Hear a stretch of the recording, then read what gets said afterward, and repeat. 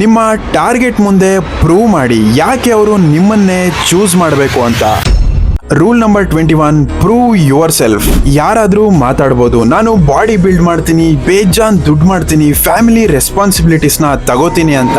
ಯಾಕಂದ್ರೆ ಮಾತಾಡೋದು ಸುಲಭದ ಕೆಲಸ, ಅದನ್ನ ಎಲ್ಲಾ ಮಾಡ್ಬೋದು ಮತ್ತೆ ಮಾಡ್ತಾ ಇದಾರೆ ಕೂಡ. Always action speaks louder than words.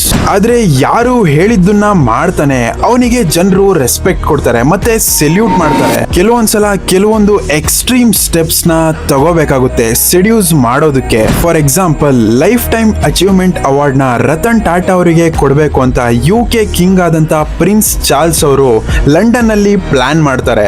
Ratan Tata ಅವರು ಕೂಡ ಹೋಗೋದಕ್ಕೆ ರೆಡಿ ಆಗ್ತಾರೆ. ರತನ್ ಟಾಟಾ ಅವರು ಯಾವಾಗ ಹೊರಡ್ತಾ ಇರ್ತಾರೆ ಆಗ ಅವರು ನಾಯಿಗೆ ಹುಷಾರ್ ತಪ್ಪುತ್ತೆ.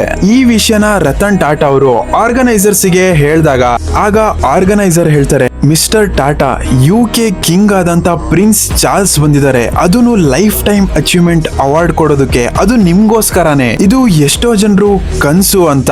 ಆಗ ಟಾಟಾ ಅವರು ಹೇಳ್ತಾರೆ, ಐ ಕಂಪ್ಲೀಟ್ಲಿ ಅಂಡರ್ಸ್ಟ್ಯಾಂಡ್, ಆದ್ರೆ ನನ್ನ ನಾಯಿನ ಈ ಸಿಚುವೇಶನ್ ಅಲ್ಲಿ ನಾನು ಬಿಟ್ಟು ಬರೋದಕ್ಕೆ ಆಗಲ್ಲ ಅಂತ.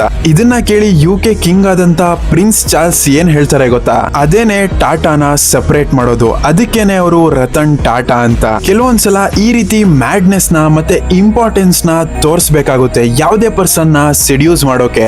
ನೆಕ್ಸ್ಟ್ ರೂಲ್ ಬಗ್ಗೆ ತಿಳ್ಕೋಬೇಕು ಅಂದ್ರೆ ಫಾಲೋ ಮಾಡಿ, ಇಲ್ಲ ಅಂದ್ರೆ ಕೊನೆ ಸಲ ಸಿಕ್ಕಿ ಖುಷಿ ಆಯ್ತು.